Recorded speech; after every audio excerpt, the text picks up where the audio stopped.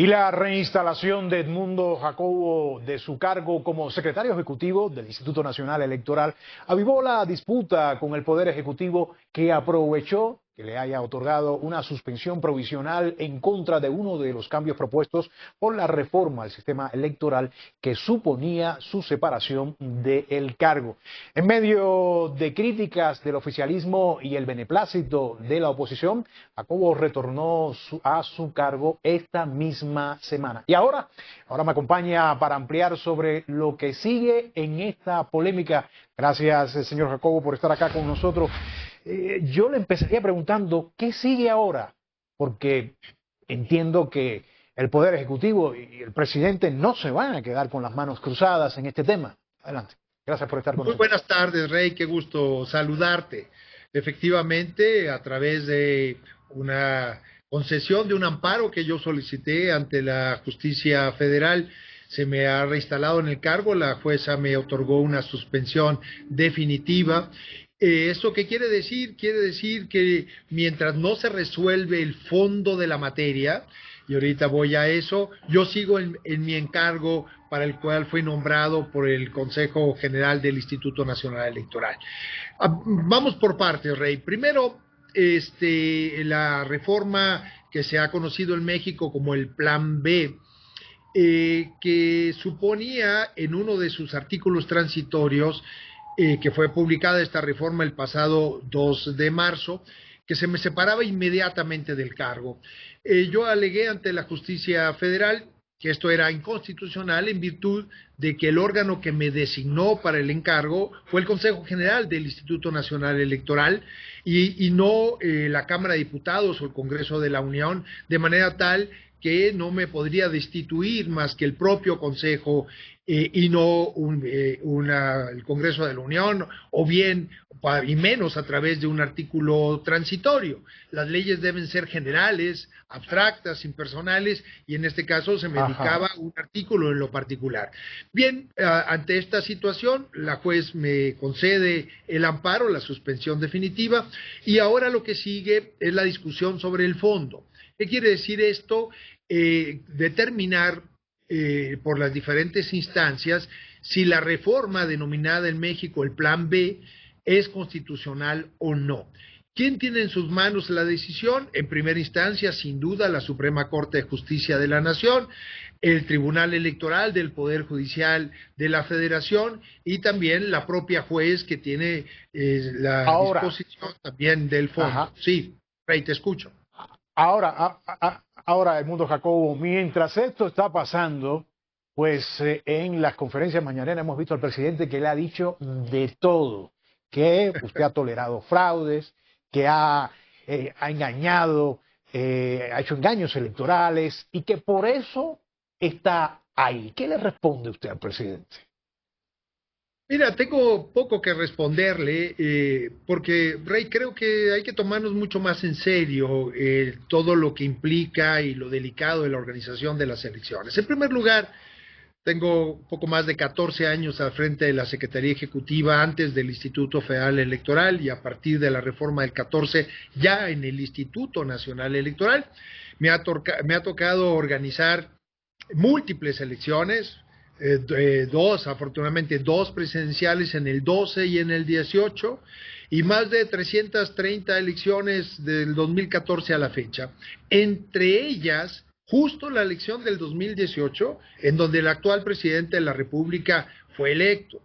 Yo no creo que en esos términos el señor pueda aducir algún fraude, de manera tal que la organización de la elección que lo condujo a la posición que hoy tiene fue organizada por el Instituto Nacional Electoral y yo tuve el privilegio de ser su secretario ejecutivo en aquel momento.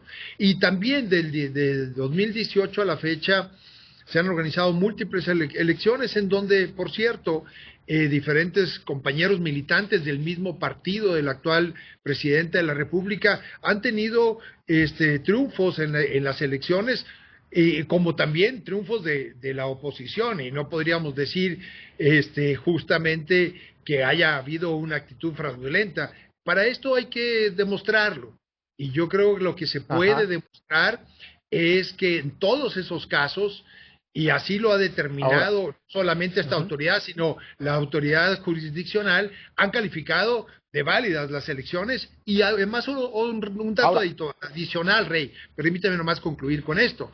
sí, Si sí, una adelante. elección no está bien organizada, lo que trae consigo es un conflicto social postelectoral. Y no hemos tenido, afortunadamente, en México en estos últimos años, ningún conflicto social derivado de las elecciones. Litigio sí, pero lo ha resuelto quien lo debe Voy, resolver, el tribunal. vo- voy justamente a ese tema que usted está hablando ahora, que es el problema de la organización de las elecciones. Tengo entendido, y corríjame, no, pero voy a aprovechar su experiencia. Por un lado está corriendo lo que dicta ahora este llamado Plan B, lo que usted estaba hablando, de reforma electoral impulsada por el presidente López Obrador, pero por el otro lado también hay que ver si se tomarán en cuenta lo que decida la Corte, que puede declarar inconstitucional ese Plan B. En este momento, para mi juicio, ¿cómo se encuentra el INE? Porque imagino que debe estar en un limbo. ¿Qué hago? ¿Esto o lo otro? ¿O empiezo a hacer una cosa y después le pueden cambiar la otra? Explíquenos, Jacobo. Claro, lo tienes muy bien diagnosticado, Rey. A ver, como decía yo, el pasado 2 de marzo se aprueba por el Congreso de la Unión el Plan B, se publica en el Diario Oficial de la Federación, y ese plan, ahorita en ese momento, esta reforma legal está en curso. Sin embargo, también en paralelo están en curso controversias constitucionales contra el plan, algunas de ellas interpuestas por el mismo Instituto Nacional Electoral y otras por diferentes asociaciones de la sociedad civil, ciudadanas, ciudadanos, partidos políticos. Y la Corte tendrá la última palabra en la materia. ¿Qué es lo que está rigiendo en este momento? ¿Es el Plan B? Sí, pero también hay que decirlo con toda claridad, habrá que esperar a lo que resuelva la Corte y esa será la última palabra que todas y todos y todas las instituciones y los partidos políticos tendremos que acatar finalmente a lo que resuelva la Corte. ¿Qué sucede en este Edmundo, ¿y momento?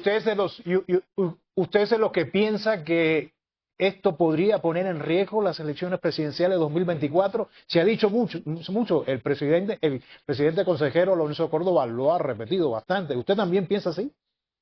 Yo creo que si el plan B sigue, sí pone en riesgo la organización de las elecciones del 24.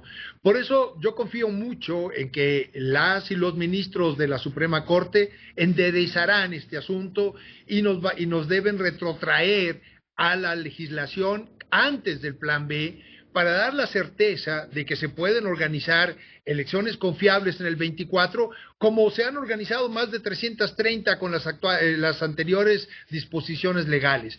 Siempre hay oportunidades de mejora, Rey, pero que se hagan después de una elección como la del 24, que va a ser sumamente compleja.